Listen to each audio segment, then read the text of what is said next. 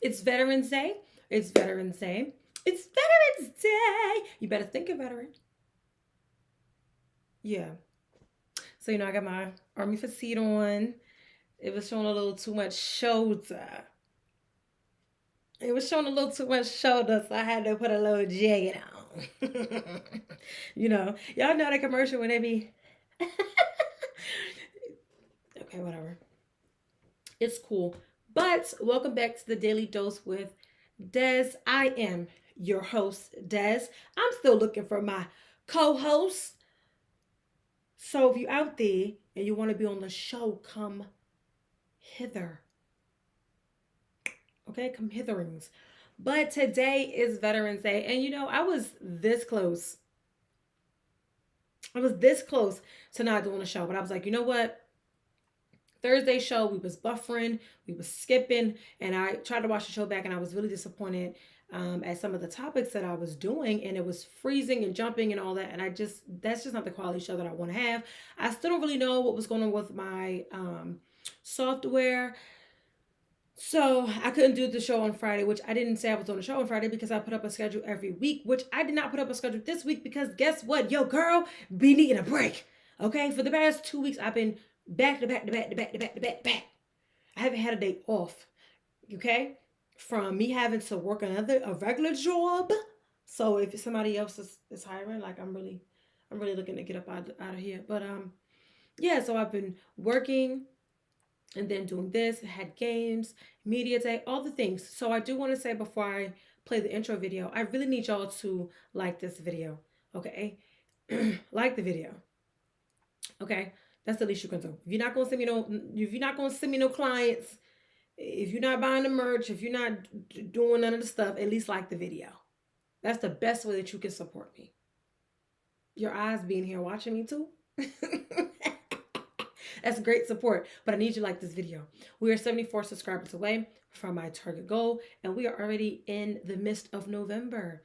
So tell a friend to tell a friend to tell a friend to hit that subscribe button. If you're not subscribed, go ahead and get subscribed. It's really that simple. It's really that easy. I'm not asking you to put your bell notifications on yet, but you should be doing that too. So go ahead and subscribe, right? But today we're going to get into quite a bit. I have to make up for my topics that I missed on Thursday. So we're going to be, siphon through those really quickly. The NFL has lost a legend. The NBA has lost a legend. Actually, now two. I didn't put one of them on here today because I just saw it like 2 minutes ago. So the NBA has lost two legends. We have Layla Edwards making history. We have Ruby Whitehorn still being troubled over there in Tennessee because I didn't get to touch on that. We have the CFP Week 12 top 4. Are we surprised? And so much more to talk about. So please lock in. Seat belt. Okay? Belt. Butts in seat. We got things to talk about. We got things to get into. It's Veterans Day, and you should already know by now that I am a veteran. You should already know that by now. Okay, so because it's Veterans Day, we're going to do what we do, and we're going to drink a little Roscato, a little wine. Yeah, this is my favorite red wine, my favorite sweet red. So we're going to be drinking this as a celebratory moment because it is a holiday. You understand? It's a holiday. But let's go ahead and get into it. Make sure you are staying right where you are and get yourself a glass of wine. We ain't doing it to get drunk. We're just doing a little celebratory drink. Okay? The Lord won't be smacking me in the back of my neck with a flip flop. So get what you need to get. Stay tuned, and I'll be right back after this. Almost after this. After this. Admit it. Turn it up, turn it up, turn it loud. Got you feeling so proud. This is how we do it now. Daily Dose with this. Got you coming back for more. Okay. Let's go ahead and get into the stuff because we got things to talk about. We got to get on up out of here too. I'm not trying to be in here all night. So we're going to start with all my sad news first. Y'all know I like to just get it on out the way. So the NFL has lost a legend within himself, the former commissioner. This is Paul, and Paul has succumbed to Parkinson's disease, and he's done some monumental things for the NFL, from getting the NFL to the 32 teams that they are at now, expanding it, getting the TV deals and all the brand deals and things like what we see now. A lot of that happened obviously behind the scenes and beyond our years, and Paul was a part of that.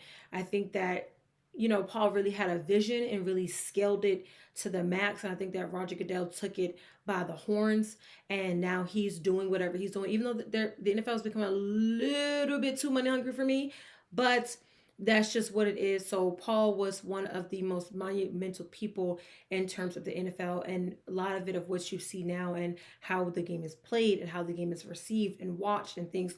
And although y'all might be arguing with me talking about it's changing, it is. Okay? But all the things that we used to love so much about the NFL happened a lot of the reign of Paul T.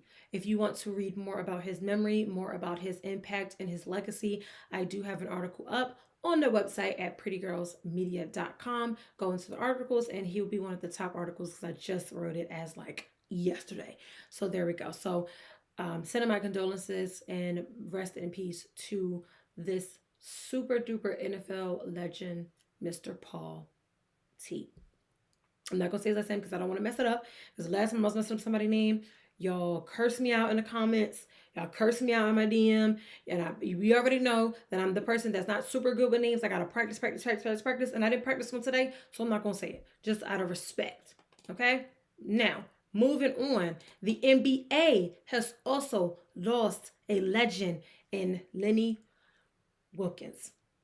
And I got to see a lot of his tributes and what they were doing. And I just say, wow, like just knowing the career that he's had, him being inducted into the Basketball Hall of Fame 3 times as a coach and as a player, and just seeing the relationships that he had with a lot of the players who are now coaches or players who have outside careers now and are just growing within, their own legacies, and how he's had so much to do with the growth of them, so much to do with the growth of the game, and just overall what he has done for the NBA and just basketball in general, especially him being a man of color. So it was just like seeing everybody talk about him, seeing all of the emotion driven, speeches and responses and tweets and interviews. I think that's just so wholeheartedly just to see what type of man that he was and the effect that he really had on basketball. So the NBA again has lost a legend, and I also have an article up about him.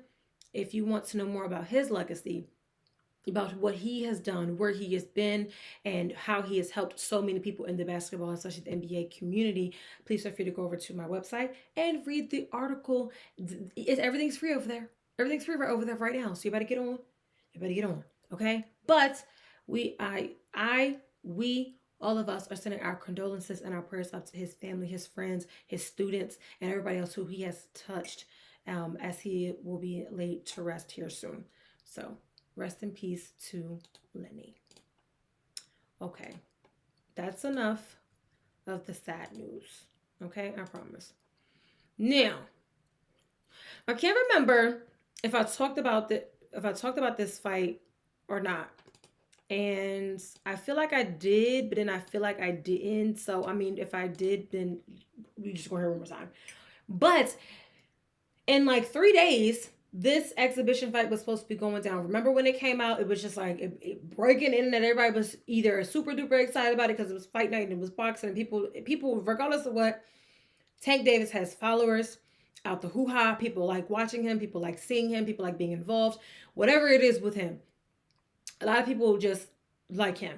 And Jake Paul just knows how to market really well. He's like a money-making machine when it comes to marketing and putting himself out there and doing what he needs to do. So that's just them. So they were going to do this exhibition fight, which was like, okay, why would you do this? They're 2 different weight classes, 2 different heights, just 2 different, everything was different. But obviously it was for the money. And I did previously report maybe 2 or 3 videos ago how Tank now has new charges filed against him from his girlfriend, Courtney.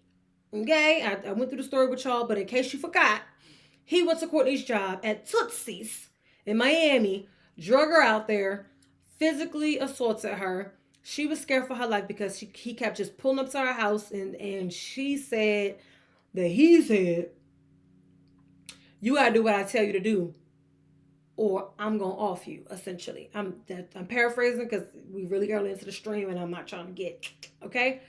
So after all that, she filed the charges, and she has, he's being charged with like kidnapping and assault and just so many other things, right? And that led to them having to cancel the fight.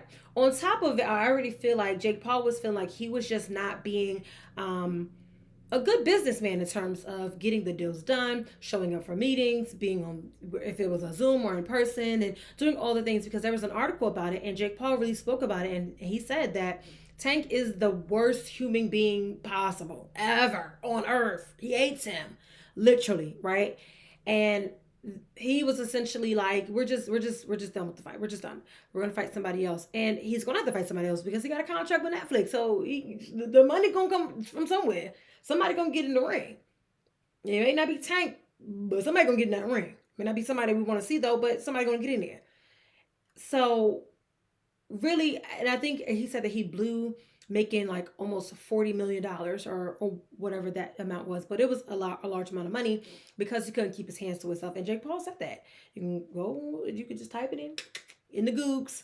You can find an article where he did say this. So it's like, I didn't think at first that it was going to have an effect on the fight. I figured that it could, depending on how fast everything went. But now we see it is having an effect on the fight, and he's done. He's done. So at this point now, I really want to see. I really want to see them go to trial. Courtney says she wants to go to trial. Courtney feels like she takes him to trial, she's going to get the same type of result that Conor McGregor's accuser received when she went to trial, when she went to court. Because that's how she feels.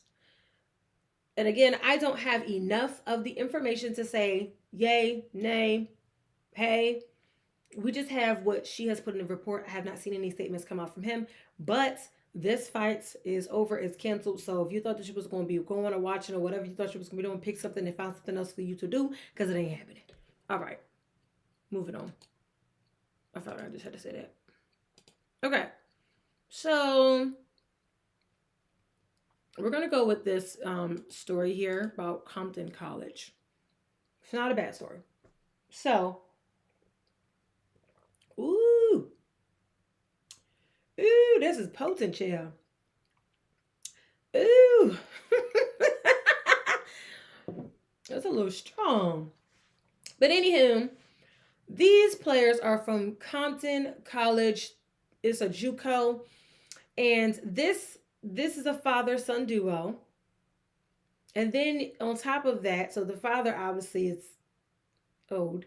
And then they have a 55-year-old linebacker, the man that you see on the other bottom outside of the dad. This guy here. Right. So Compton College said, listen, if you want to play, you can play. If you have eligibility, you can play. Just come play. And I think it's really, really cool that this father and son get to live out, I'm assuming, which is their dream. I'm assuming that most men want to be able, if they could, play with their sons, and they would want to play with their sons. They're trying to do like the LeBron and Bronny thing in a way. They're just not there at all on that type of caliber, because they're at a JUCO. But the dad, said, I still got eligibility left and I want to play with my son. So they made it happen. And I think it's pretty cool. Obviously the son is trying to use his time in JUCO to develop and grow, and then for him to probably more than likely go on to a bigger program. But why if you got a chance to play football with your dad or basketball with your dad, and it's maybe something that you have always dreamed about, then getting able to just do that, I think it's pretty cool. I think it's awesome. I also really feel motivated when I see older people get out there and still live their dreams and still go after the things that they want and what makes them feel whole on the inside, because there's so many people that talk about or they do not talk about the ageism that's within sports. A lot of times an athlete becomes, 25, 26, 27, and they're like, oh, they're old now. They're old. They're like, they're going to be washed soon. And they're going to be like, but there's still players at their prime, or players that are still, being able to hold it down and do what they got to do. And they're of older age. And I really just love seeing it, from the guy that's in the Tiger Band that's like 65, to the other 50-year-old that's at light, is it Light College, Lycombe College or something like that. So seeing these two, well, really these two men at the bottom being, 40 plus, still being able to get on the field and hit and practice and be super duper fit is like phenomenal to me. So seeing all these people really live out their dreams, it's really something that's really touching and heartwarming to me. And I really, really just love seeing people do what they do, and then you get to do it with your son. I mean, what better way is that to not celebrate, you know, accomplishments for the both of you? So I do wish them well, and I will be looking out for the son to see what he does and where he goes from his career, because his son is a freshman, so he has plenty of time, plenty of eligibility, and if he's good, then good things will happen to him. The portal is always open. Well, now it's only open once a year, but you get what I'm saying. Yeah, you do. Okay. Layla Edwards. I gotta try to fly through some of this because I have so many topics to talk about today. But Layla Edwards makes history as the first Black hockey player for the women's national team for the United States. And what do we do around here? Well, we got good things. We make history. Round of applause. Yeah.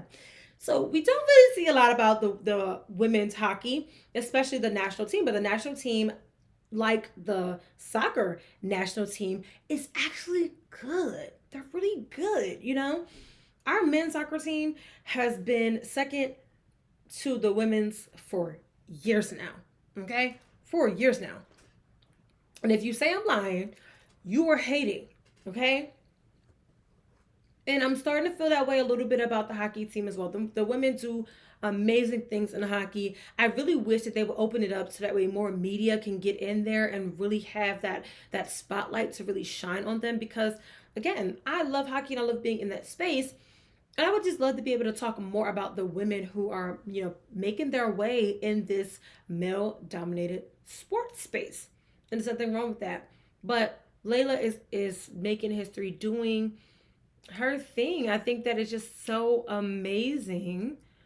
And yeah, I had an article about Layla. I don't know what happened to it. See what happens when you just you go ghost for a couple days. Okay.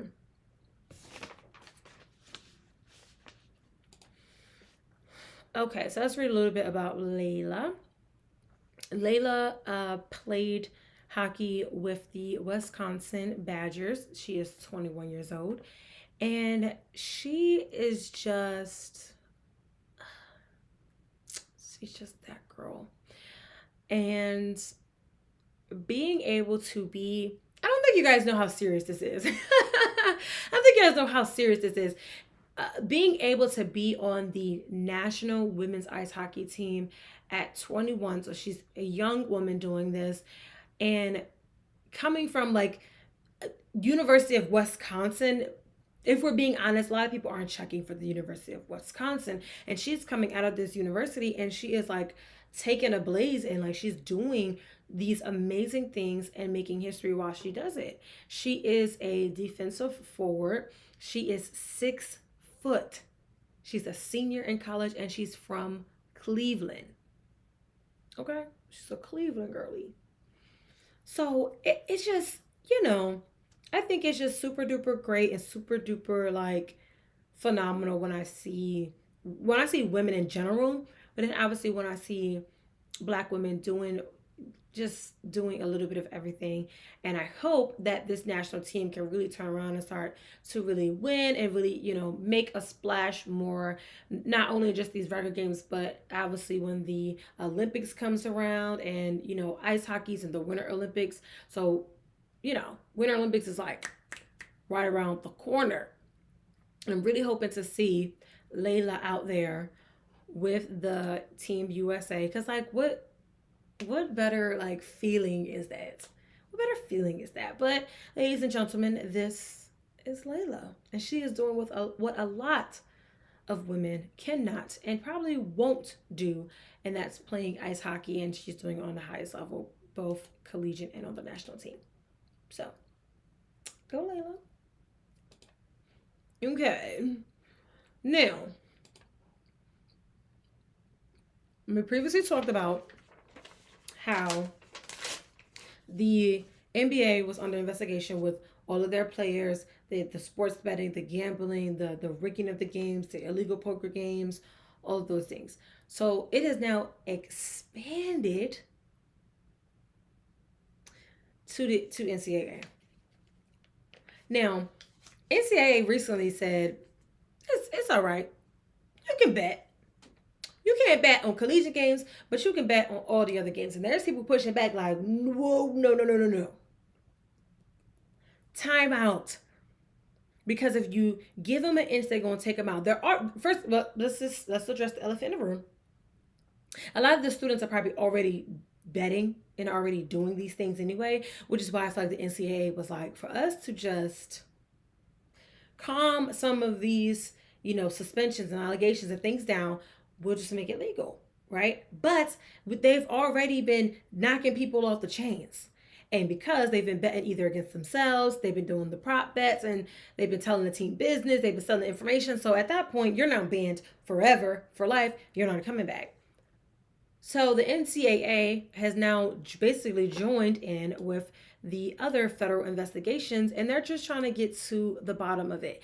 And I think, and what I said before, if you look at it, how NIL, which is let loose, and now they're trying to reel certain things back. Now they're trying to change the transfer portal. Now they're trying to figure out, is it going to be this versus that? They're trying to figure out so many different things because they didn't figure it out in the beginning. They're just like, oh yeah, whatever, and just let it run wild. And now you got people suing from 1958, NC State, trying to get money, and it ain't working. And I'm freezing. Come on now. Okay, let's do something. Let's do that. We got a lot of things on the interweb. I really think it's this. I really think it's my system. Okay.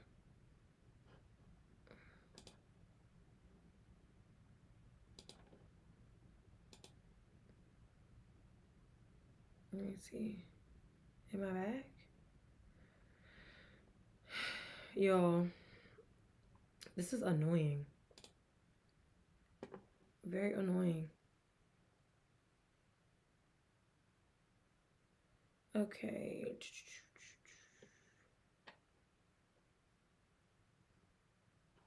I really don't want to drop my...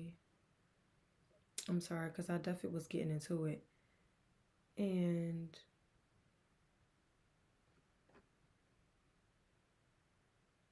I hate the buffering. Okay. Because it's just, that's ghetto. The buffering is ghetto, okay? There's definitely something wrong. There's definitely something wrong. Turning down my videos. Why would I want to do that? Now, why would I want to do that? Do that at? Now, why would I want to do that at? Okay.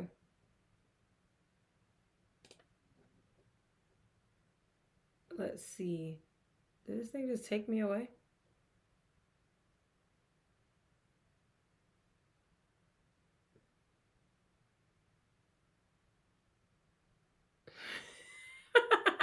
It definitely did. Okay.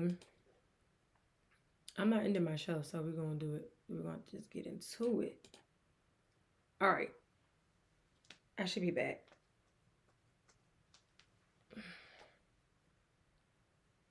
Let's see. Production is so hard. It's so easy, but it's so hard. Like when things aren't working out. Okay, so let's hope I'm back now. Not. I have viewers and then they go on they live. I think so. I should have updated it. That's why. That's why you don't touch stuff. If it's not broke, don't fix it. If it's not broke, don't fix it. That goes for everything. For whatever it is. If it's not broke, don't fix it. This is what happens when you fix it. I call myself fixing it, and I didn't fix it. I didn't fix it. I made it worse. I made it worse. Anywho, I'm trying to get through these topics. Let's hope I don't keep dropping frame. But the betting investigation has widened. You get it. To the college hoops season. Basically saying that the NCAA gambling investigation with links to the NBA betting scandal is impacting the status of multiple players at several schools, according to sources familiar with the probe. One player has been dismissed from a team, and at least two are being withheld from competition due to eligibility concerns related to the investigation. The NCAA said in a release last week that it had open investigations into potential betting violations by approximately 30 current or former men's basketball players. Some of the cases have already been adjudicated, as I've talked about them before, and especially when we're talking about the students from Eastern Michigan, Fresno State, and San Jose State. We did talk about those already, so they are going down. So they have been definitely investigating and doing what they need to do to try to get this betting situation under wraps, to really see who's doing the most. And I think that's the thing that's really getting them and getting people caught up, really, is because you're doing the most and you don't need to do the most. You really need to be doing the least. But you over here doing the most. Like, come on. You got to do better than that. Seriously. So we shall see what comes from that. But for it to be 30 people is insane. That's kind of insane. Really. Okay. So what I'm going to do is I'm going to drop this. I'm going to close that window.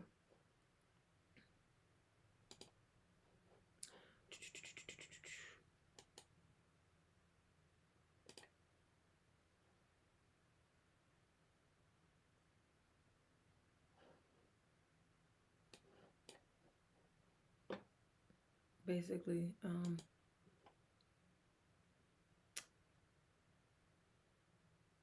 Safari say I don't want to end. I don't want to close. I don't want to leave, but I gotta go right now. I'll be back to hold you down. Okay. I'm trying to.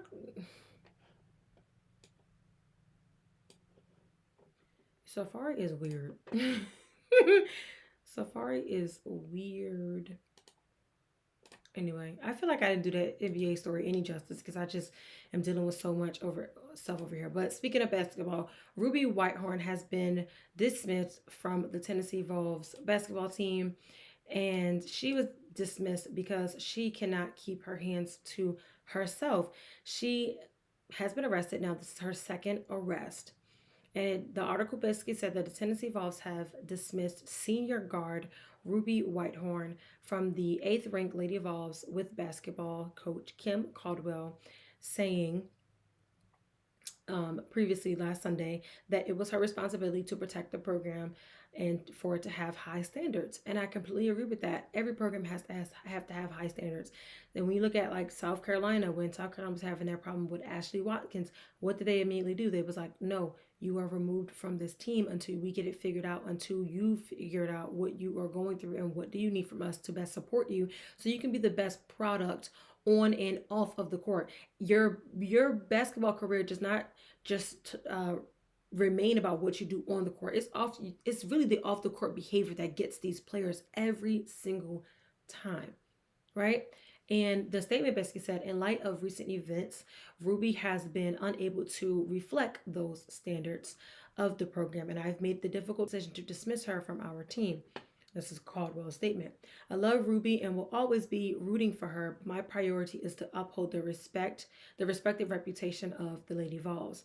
And Whitehorn reportedly was stopped early Thursday by campus police who found her in possession of marijuana. She was charged with misdemeanor simple possession / casual exchange. Whitehorn has been allowed back on the team following a suspension for an August arrest. She pled guilty September 5th to 2 misdemeanors of aggravated trespassing and aggravated burglary in exchange for judicial diversion after an August 8th altercation. Her record can be expunged after a year. Goes on to say the 6-foot player from Detroit was arrested after what police said was an incident at a woman's residence where Whitehorn kicked in the front door and the bedroom door. Whitehorn reportedly told officers she was retrieving her property after the woman took her phone and passport and then locked the door. And obviously, Whitehorn has made a statement on Instagram, and basically it's just saying, where she feels wrong, apologizing for her actions, and just, recognizing. She also played at Clemson at one point. I'm like, I know her face, the hair and everything. I remember seeing her a lot. And then going to a program like Tennessee. Tennessee is one of those highly respected, reputable programs where you cannot go there and try to tarnish that reputation with bad behavior. And the fact that she was already let back on the team after she had previously been arrested, says a lot about her coach really just believing in her and really just trying to say hey, just get it together. Everybody deserves a second chance. We're going to give you that second chance. But third strike and you're out. And that was the third strike. You have possession of marijuana. You're not supposed to have that. Why would you be having that? And again, we're not going to ignore the fact or be say that we live underneath a rock and know that students and people smoke. Sure, but you shouldn't be carrying it around knowing that you are on the Lady Vols basketball team. You shouldn't be doing it. You're a part of one of the most storied basketball programs in the world. What are you doing?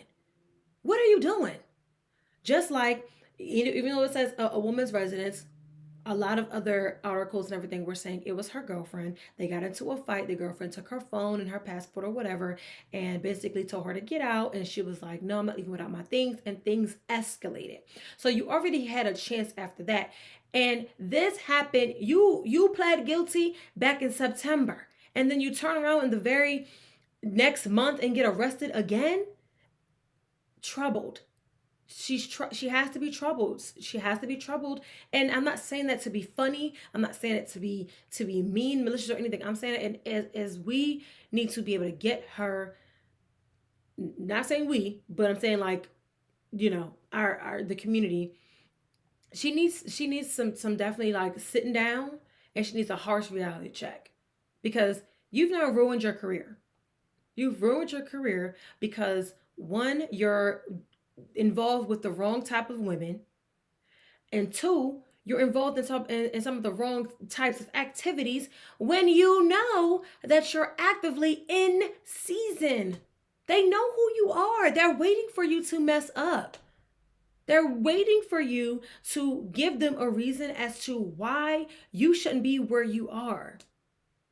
And you gave it to them back to back. You didn't even give it and you're a senior. Hello, you're not getting on another team right now. So now your career is done and it's ended. over making stupid and silly mistakes.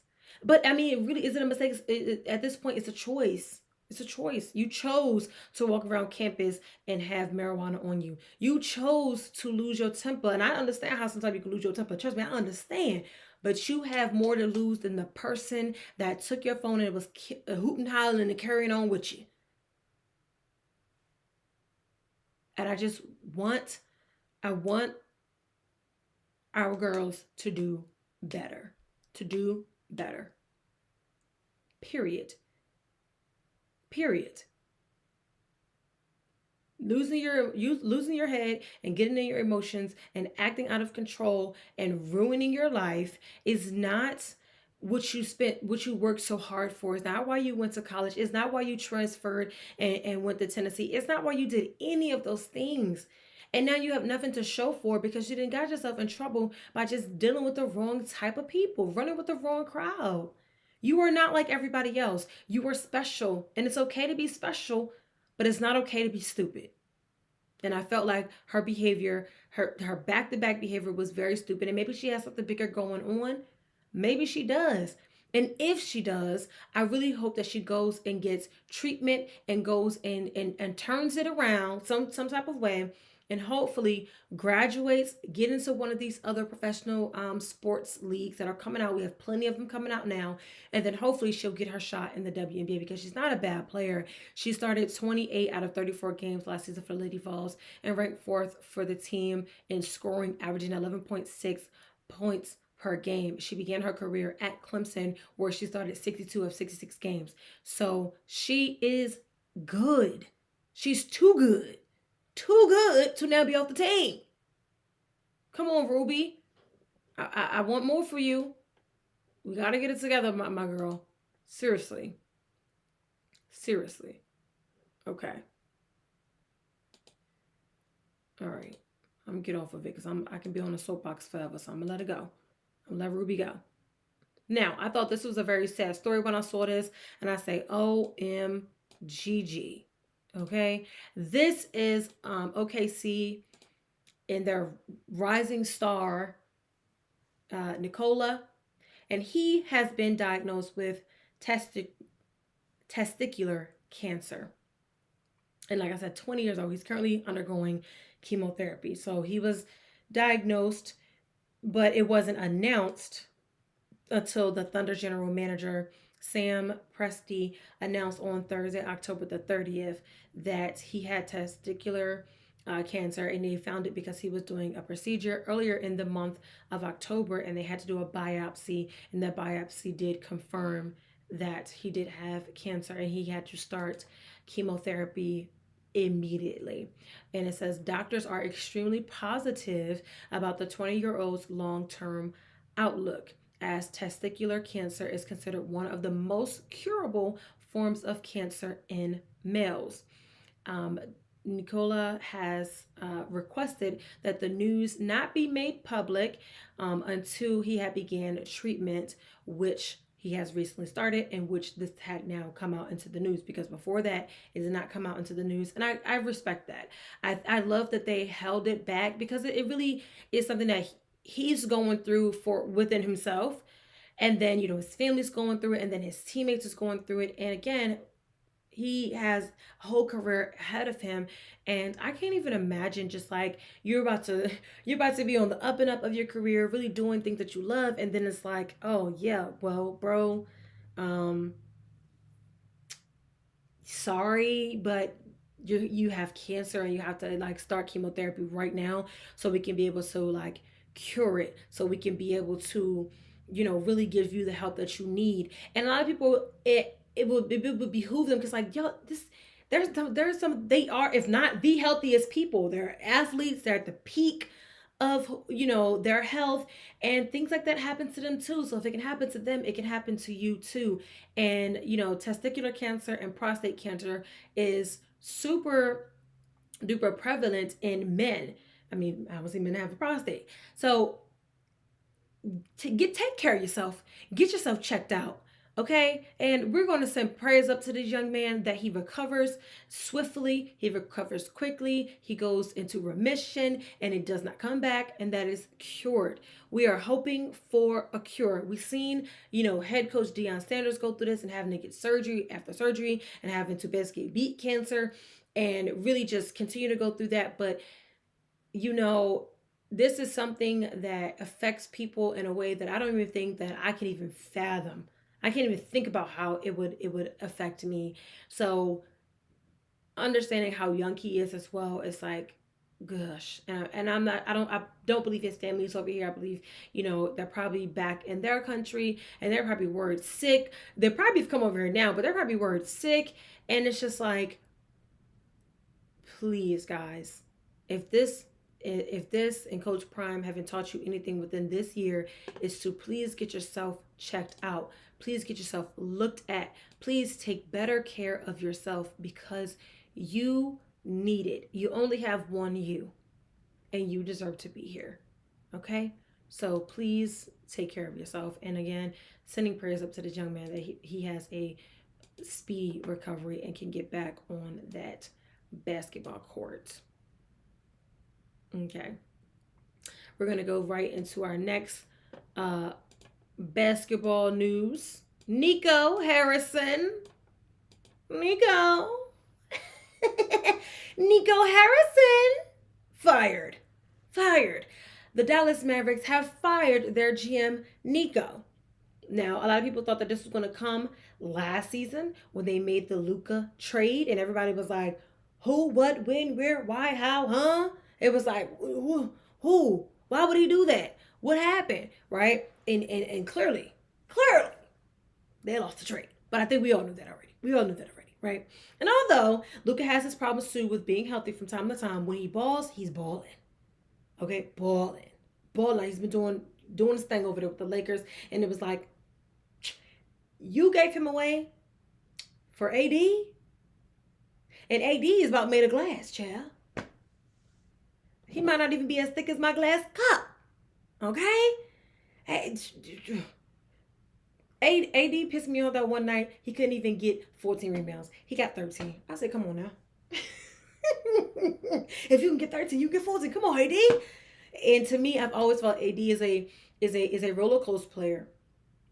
He played good, and then boom, he dropped. And it's like he played like hot garbage. He played good, hot garbage.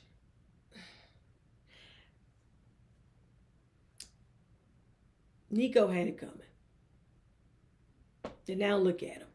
You did all that. You got Cooper Flag. You're making Cooper Flag be a point guard. He ain't even doing what he really good at. I still think that Cooper Flag should have stayed an extra year in college to just further develop and further, that's how I feel. Whether y'all feel that way or not, that's just my thoughts and opinions there. But you get Cooper Flag, and then you don't really do much around him to be able to have this team be successful. And even Cooper Flag is like, I ain't never lost as much in my life. And that's kind of his fault too, because you should have known she was going to the Dallas Mavericks. You should have checked the plot. You should have checked the plot, my brother. You thought you was winning?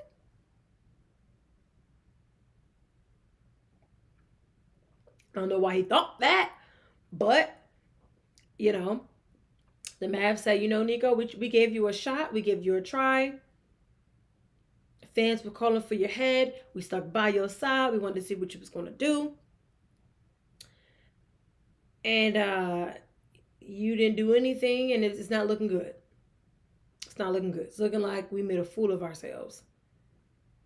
And we can't do this anymore. So we have to relieve you of your duties.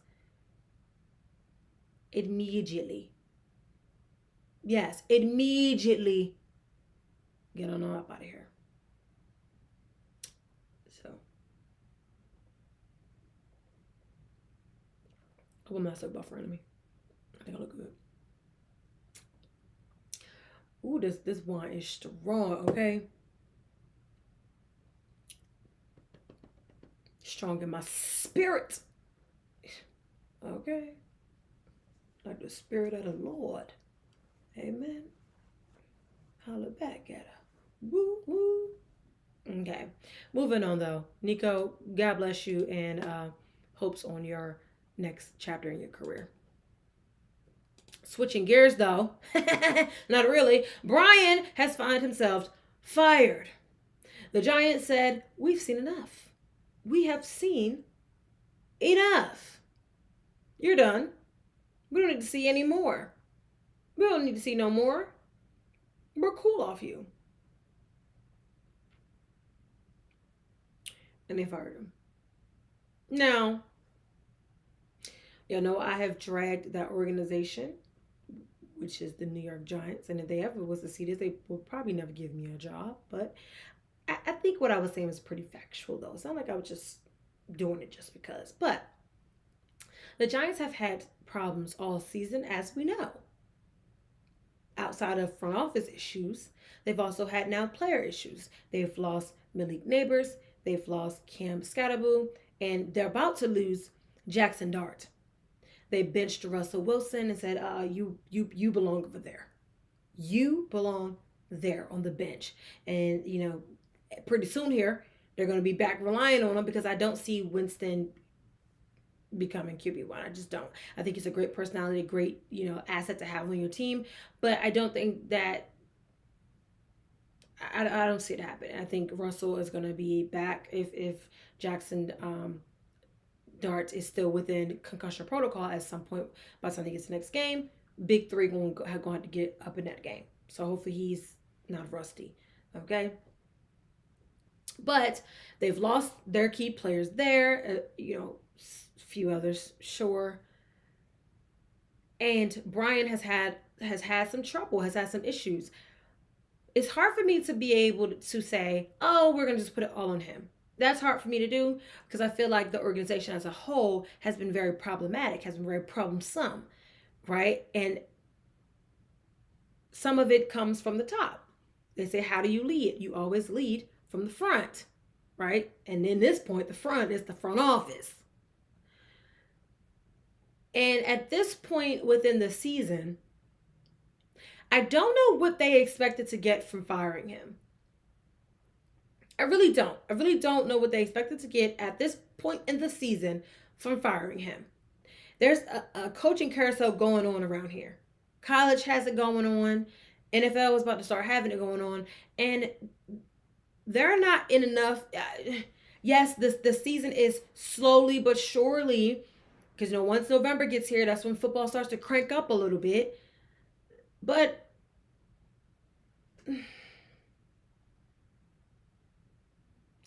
they're not as bad as the Jets.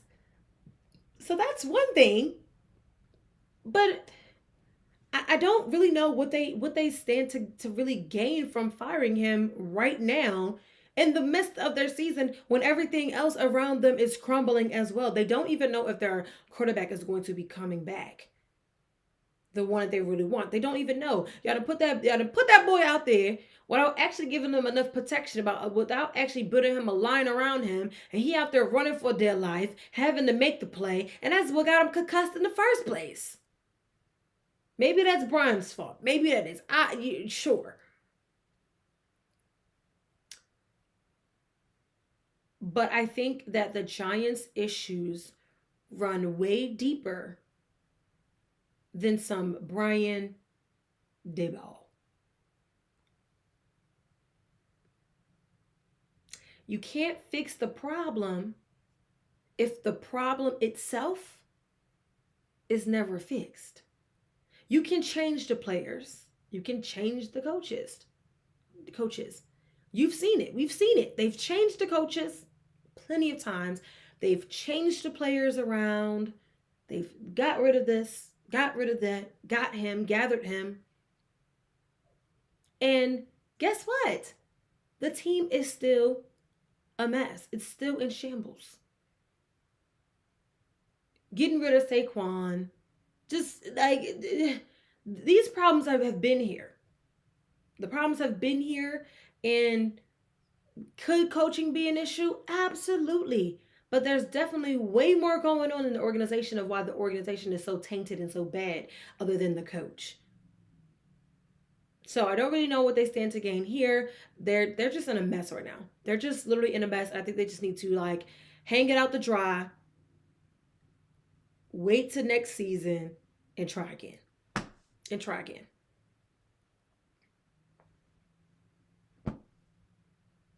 They're going to try again. But Brian, we'll see you, and we will see what you do in your next chapter. I feel like he'll be somebody's offensive coordinator, special teams guy somewhere on somebody's team here soon. I don't know if he'll get another head coaching job. I'm not really too sure about that. I didn't watch enough New York football for me to know because I feel like it wasn't really much for me to watch, So, there's that. Okay.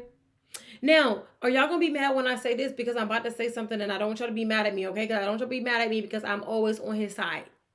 I want a preference by saying I'm always on his side. I'm always on his side. But, but,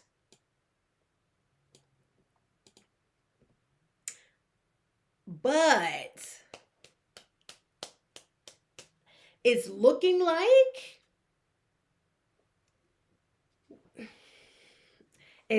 like Travis Hunter may have been a bust with the playing both sides of the field. Of the ball, excuse me. Playing both sides of the ball. I did see that he was injured at some point.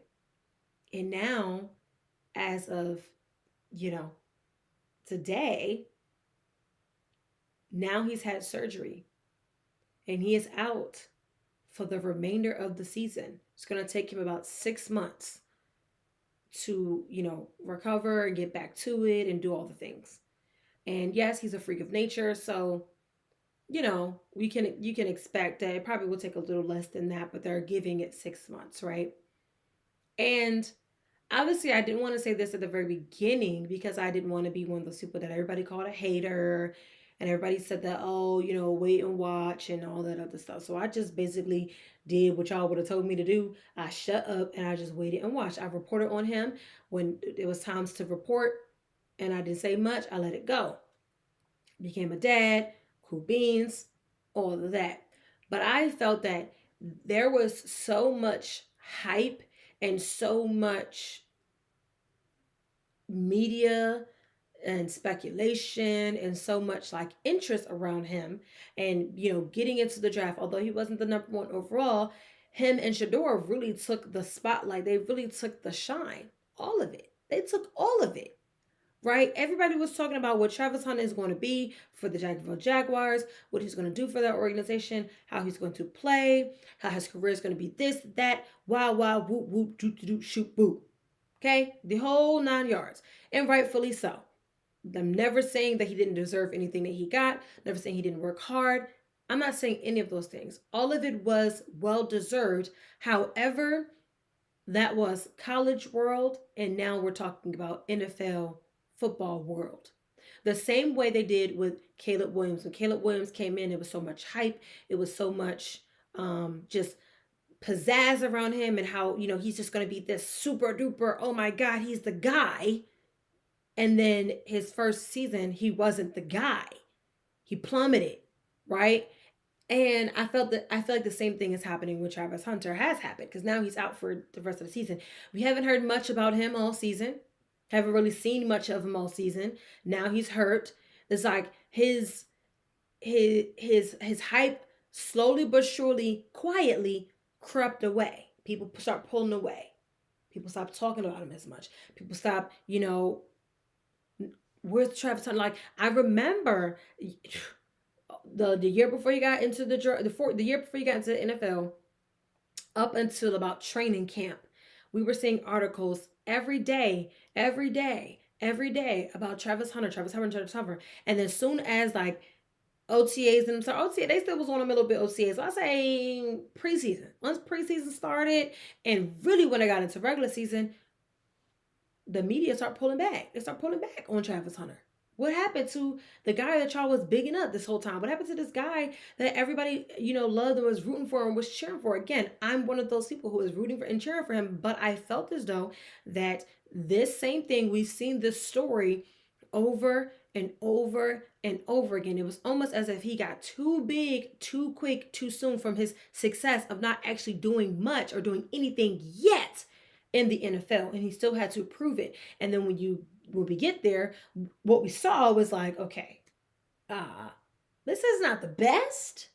It's not the worst, but it's not the best. It's not giving us lights out. It's not giving us, aha, he's doing the same thing. It's not giving any of that. So the media, instead of them saying that, instead of them criticizing that, instead of them putting it out, they just pull back a little bit. They pull back a little bit. And then oh, he had a baby, ta-da! They come out, and now we're talking about Travis Hunter. And then they start to do what? Pull back, pull back. And then he gets hurt, and they're like, whoa, what, huh? What?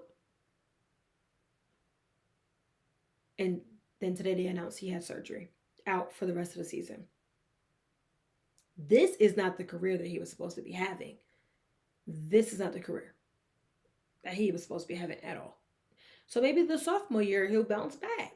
Maybe the sophomore year he'll bounce back. He'll be, acclimated to being a married man. And that's another thing too. I feel like the marriage, the baby, all that stuff happened so quickly and so fast. He had so many things. He was being pulled in so many different directions. It's like, dog, at some point, something is going to suffer.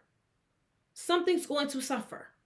And I felt like his wife ain't right in the head enough to be able to be off by her own lonesome for her to be able to let that part suffer, especially her just having a baby. And there's no tea, no shade against it. Okay, but we all seen it, we all know.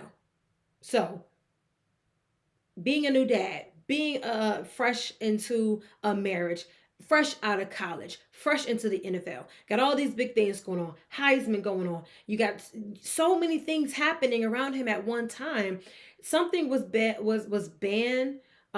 Something was bound to suffer a little bit. Nothing failed, but something suffered. And I feel like his career is what suffered a little bit in this situation. So I want to see how he bounces back after this injury, after this surgery, really just bouncing back and getting back to the Travis Hunter that we have all seen, loved, and supported from his, collegiate career now into the NFL. I really want to see what the Jaguars can make of him, what they can do with him, and really just show like this is the Travis Hunter everybody was looking for and everybody was seeing. And I think that'll happen. Same way that I was on Caleb Williams and now I'm like, ooh, Caleb Williams is good.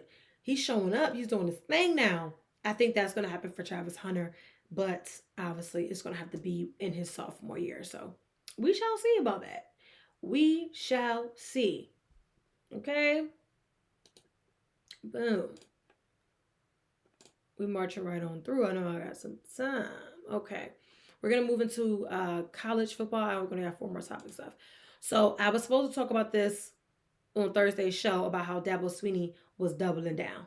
Okay? So Dabo had previously been fined $10,000 because of his comments that he made about the officiating and the refs in the Clemson game when they played Duke, right? And then they lost to Duke. Homecoming. And in that post game, he got up on that podium, and I said in my post game, I felt as though he was chippy. I felt as though, and not in a good way. I felt as though that he was obviously invisibly upset, and fired off and peed off and everything. And he decided that he wanted to take shots and fire at the refs and all of that. Okay, and then I explained why I personally didn't thought that, the call was the call or whatever. We talked about it already on the previous episode. If you want to watch it, go check it out. But after he was fined, he doubled down. He doubled down. Okay, he said, yeah, you can fine me all you want. I'll pay the $10K, but I'm going to say what I want to say. I'm going to say what I want to say the way that I do what I want to do. And, he said, and to be fair, what he's saying is true and can be accurate. However, when it's done to Clemson is or when it's perceived to be done to Clemson, that's what he has an issue for. But when it's done for Clemson toward other teams, it's like zip lips. Okay, that's the word on the curb. That's what the reports are saying. That's what fans are saying. Because I know I'll be in the comments. I'll be in the comments. So that's what the people are saying. They're like, yeah, he has a point. However, why is he just now making this point? He's been coaching for this long and he hasn't been this adamant about it in a very, very long time where he's going in, he's doubling down on it, now because Clemson is not maybe getting the treatment he feels as though they deserve or whatever. So it's like a double-edged sword because him saying something is bringing light to it, and obviously he has his tenure in coaching, he has the respect and the notoriety and the reputation in coaching, but it's one of those things where it's like, if you're going to try to play fair, if you're going to try to put it on blast and put it out there for everybody, then where was this at years ago? Where was this at games ago where people may feel that Clemson got a call that maybe another team didn't get? So if you're going to talk about officiating being fair across the board, then that should always be the standard going across the board for everyone and everything. So I get both sides of the story.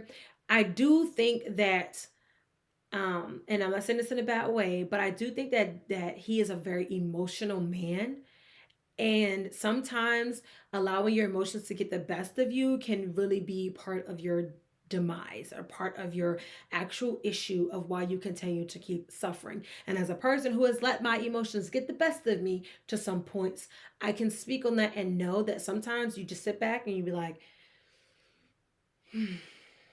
I'm not going to say that. I'm not going to allow my emotions to dictate what I say, what I do, or what I choose to believe. Because if you allow your emotions to be your deciding factor, you're going to lose every time because your emotions are not factual evidence. They're not decisive pieces of information that you need to be using when you decide that you want to make a decision for your life or for whatever else you're doing. So you should never be emotionally responding or deciding on anything. You understand? So I feel like, and he's so old. He's so old. He should know this already. But sometimes it just happens. And I felt like the first time him saying that, it was very emotion driven and just like, okay, he letting it out. They just lost. He gonna let it go. But for him to double down on it is like, okay, you really want to stir up the pot. You want to stir up the pot for real. For real, you want to stir up the pot. So I don't know. I think at this point, because they won against Florida State, that he's going to hush now.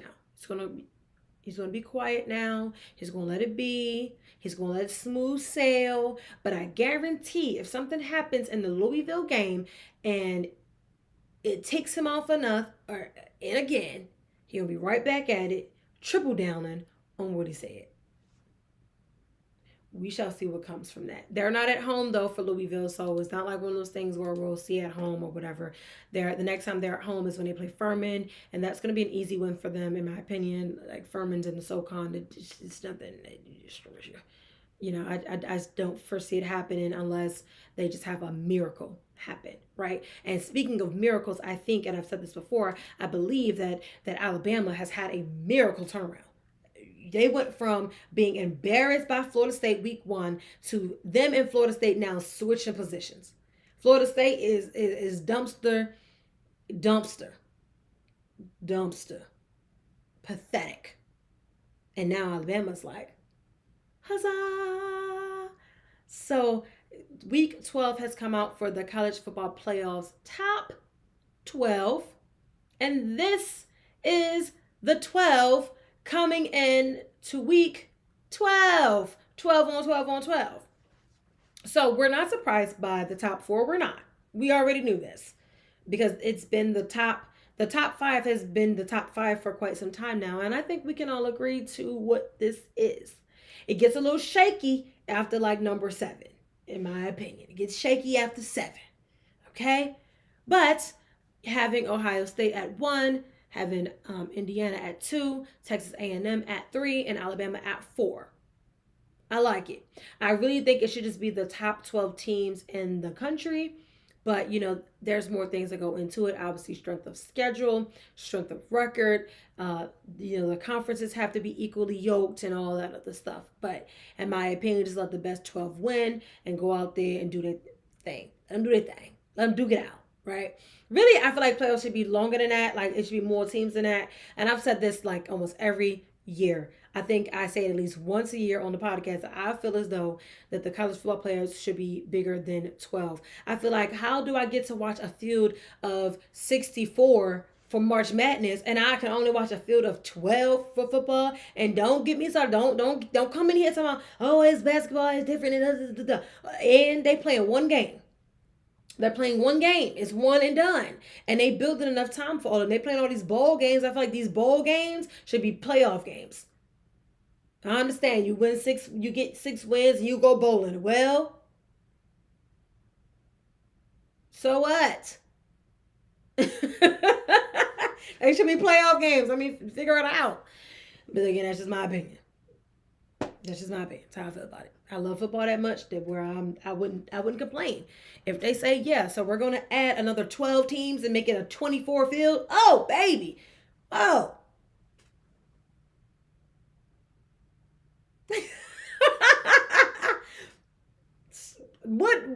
What channel is gonna be on? That's what I'm asking. I'm asking what channel is gonna be on. How can I watch it? Because it's already now hard enough to watch as is. But ESPN does their thing on the ESPN app. Okay, anyway. But like I said, it gets a little shaky after about like number 6 or 7 on this list. It's a little shaky. It's a little shaky for me. So because this is a little too far, I can't see it. So I'm be glancing over to the side, right? So at number 5, we have Georgia. So Georgia has been sitting at 5 for a minute now. So there's no surprise there. We're not surprised by 1 through 5. Okay? Don't act surprised. Oh. Don't act surprised. Okay? Number 6 on this list is Texas Tech. Not surprised. Deserving. They've been wrecking it. They've been wrecking it. Number 7, Ole Miss. Not really surprised, but it's also like a okay. Number 8, Oregon.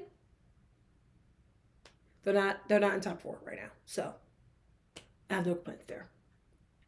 Notre Dame, I feel like Notre Dame is always that one school that just does nothing and gets everything. I don't know. Just get up in there.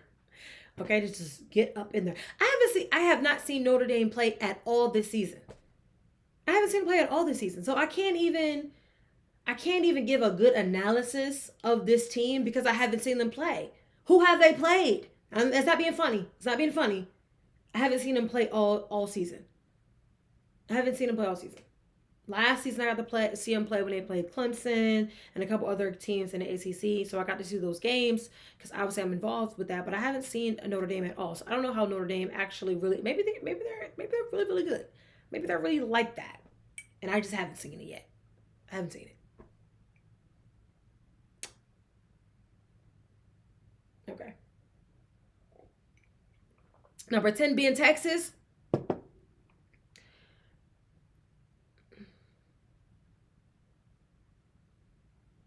Oh, okay. 11 being Miami. So,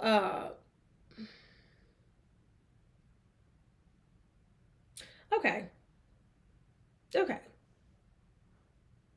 I really need to see Miami and Georgia Tech, like, duke it out. And I said Georgia Tech was very beatable. And Georgia Tech did lose and everything. So, okay. Miami's up there. They got to have somebody from the conference. And 12 previously was Memphis. Don't know why that was. But Memphis lost to Tulane. And according to the committee, Memphis was the next best team out of all of those teams in the top 25. I didn't know why. I didn't see it. Is Memphis good? Yes. Were they better than some of the teams on that list? No. Absolutely not. So I didn't know how they picked that. I guess, the best out of their conference. So if they had to pick the best out of their conference, they were the best out of their conference, and that's the one that got it. So yeah, so this is week 12. What do we think about it? Let me know. Here to talk about it. But yeah, moving on. I got two more topics to talk about, and I got some bones to pick with these two topics as well. They're at the end, end, end of it. So as if we don't have enough betting scandals and things going on as is, ESPN has broken up with Penn, which was their previous sports betting deal, and now they are moving on to DraftKings. Yeah, they're moving on to DraftKings. I will say though, I had an opportunity to work with the what did they call it? The tribal version, or the tribal peace department. I don't even know what exactly they call it, but of DraftKings, super duper nice and phenomenal people, by the way. Super great. Super duper great. So I did have a chance to, work with them, and I think they're really great and amazing people. But I felt like this was a little tone deaf of ESPN to like really bring it out, especially with all of the gambling scandals and things that's going on now. But obviously, gambling has been a part of sports for decades, centuries, probably. Like it's been in the sports world for a very very long time. Vegas is the name of the game, so there's no surprise that ESPN is tied with an organization like DraftKings or Prize Picks or Sportsbook, FanDuel. There's uh, so many different platforms now. So it doesn't surprise me that ESPN got themselves into it, especially when I realize how prominent DraftKings has been within the sports, specifically within like NFL and NBA. So I've seen it arise a lot. So I wasn't surprised by this. I wasn't surprised by this at all, that they, decided to go out and move away from their very, the smaller deal and really hopped into this with DraftKings. I think it's going to cause more issues. I also feel like DraftKings was like, if you come over with us and you make a deal with us, we'll really track the athletes and we'll really snitch on them. And they were like, you're hired. Again, I don't know if that's really what happened, but that's just how I feel is what's going to happen. So y'all better watch out. Okay? You better watch out. And I think DraftKings might get a little bit more rigged. I don't know.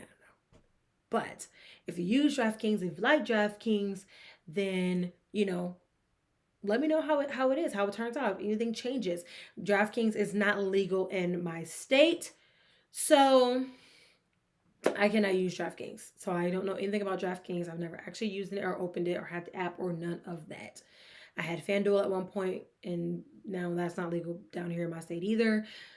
So yeah, just doing our thing. But yeah, ESPN said we're breaking up with you and we're hiring somebody else. There's a new bay in town, and that new bay is DraftKings. And that's just the way it's going to be. Okay? Last topic of the night, which is still something that's been, hooping, hollering, and carrying on for all this time. YouTube TV and Disney are head to head. They said they were going to bring out a deal, that we're going to stop, go into negotiations, that we're going to stop this mess, and they were going to get back to, giving us our entertainment. Okay? Now, Disney and ESPN are within one correlation of company. If you get the ESPN, Disney, and Hulu bundle, then you should have already kind of known that they're all, okay, and cumbersome with each other. YouTube is a distributor, is a carrier of ESPN, of the things that Disney has going on. Disney owns a lot, and this is why it's important to know things as you make decisions or whatever. So they're going through this contract dispute, and it's really a money grab. And the issue that is going on right now is that YouTube TV and Disney are basically at odds because of the carriage fees for Disney owned channels like ESPN and ABC.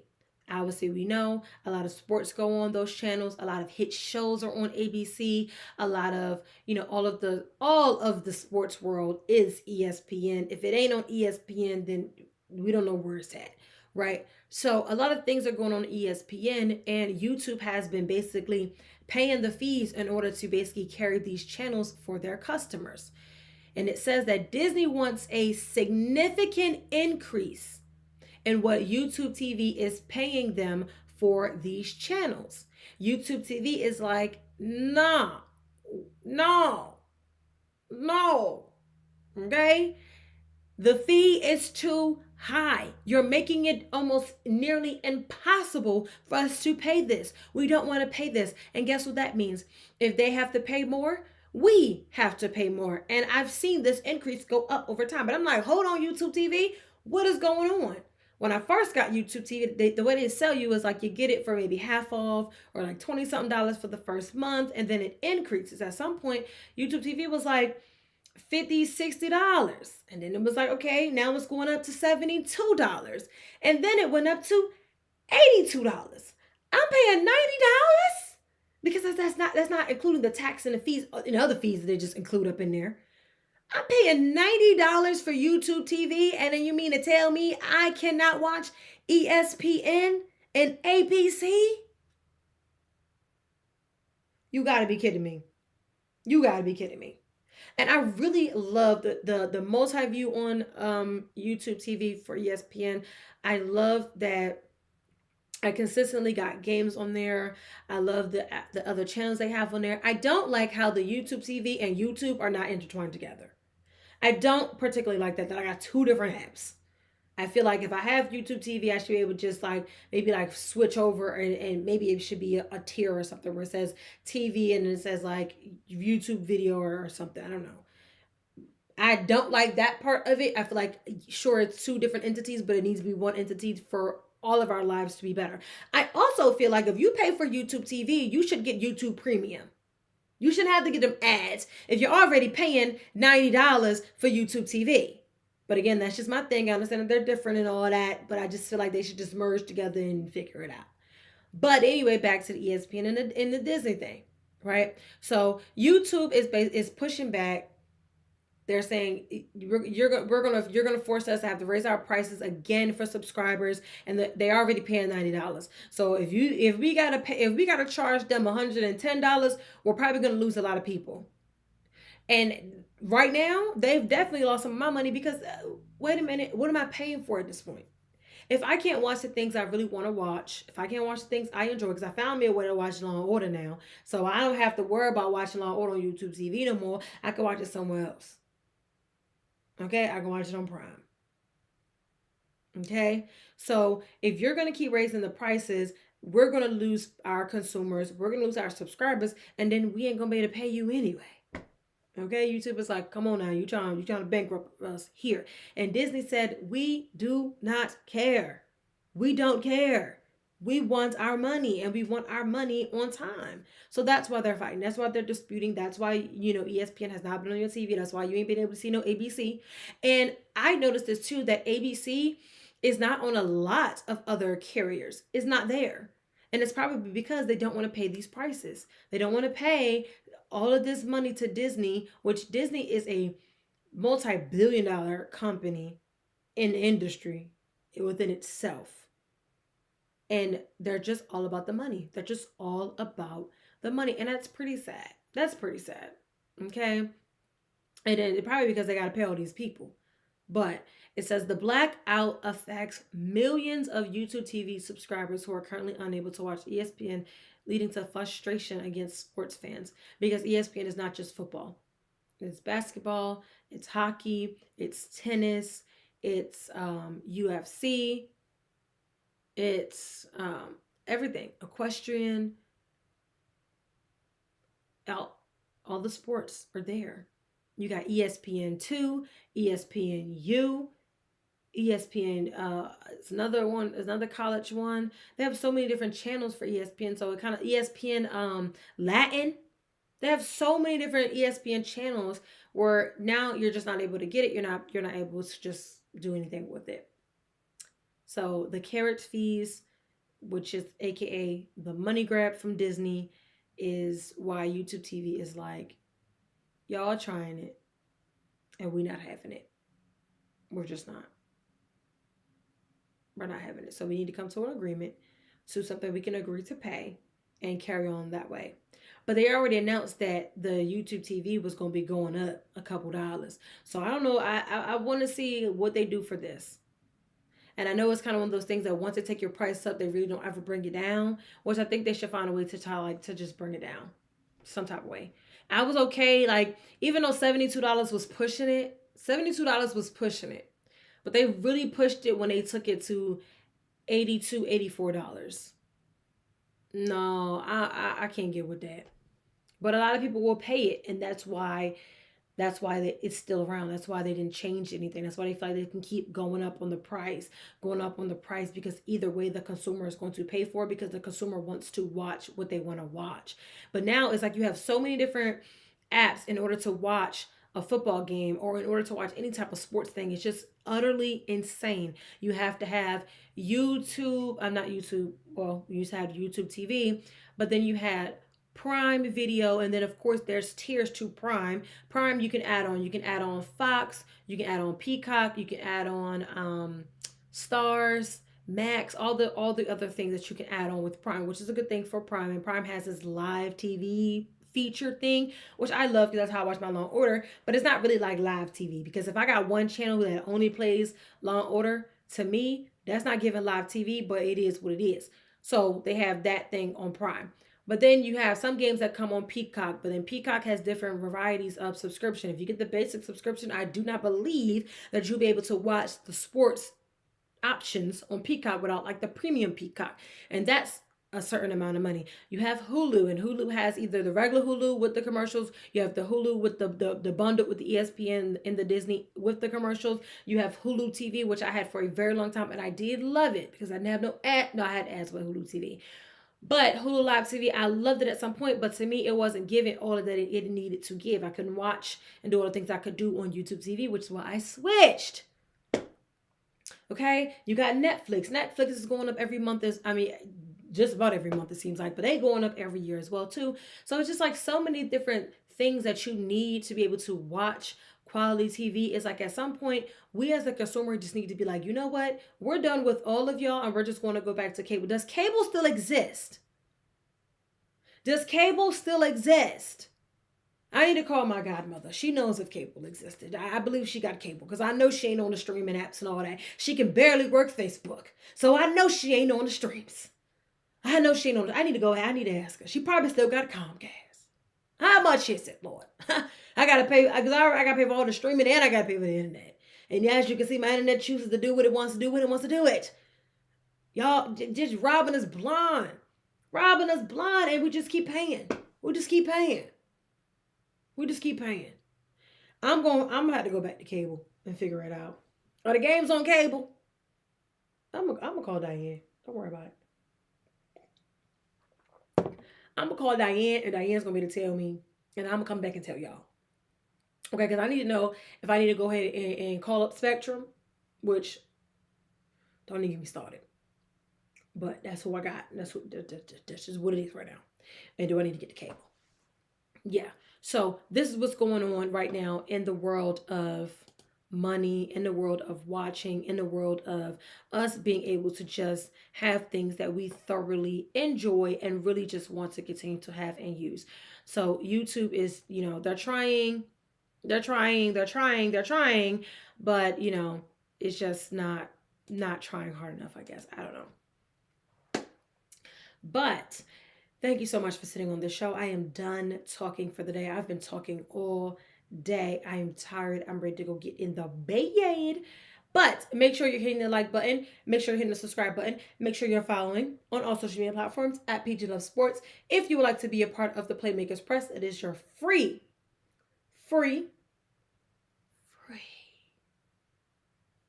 weekly digital newspaper. You can please go to prettygirlsmedia.com, go to newspaper, scroll to the bottom, type in your email address. That is all I need. And you can actually see the week's current paper in front of you where you can read and swipe through it. There is a Bible study at the end of that called Baddie Souls Bible Study, and I will be launching that officially coming into the new year, as I am still doing my studies, but we'll talk about that when it's time to talk about that. If you want to support in any way, you can please go to prettygirlsmedia.com and do supporting by just reading an article, hitting a comment on an article, liking an article, watching a video that I've done up on YouTube. That will be phenomenal, by the way. I'm just saying. Or you can always email me at media@pglovesports.org, and we can get chit-chatting about ways that you can support me and ways that I could possibly support you back. If you're looking for a host, if you're looking for a content creator, a marketing consultation, or any type of brand and identity consultation, that is what I'm doing, and I'm currently open and ready to book clients for December. So let's go ahead and fill those books up so we can go ahead and continue to do what we love to do over here. Again, this is the Daily Dose with Des. I am your co-host, Des. This was Tuesday Huddle. I will see you guys on Thursday because I don't have a game that day. So I'll see you guys on Thursday. Make sure you're locked and loaded, tuned in, because this is where we're going to be every single time we're up here from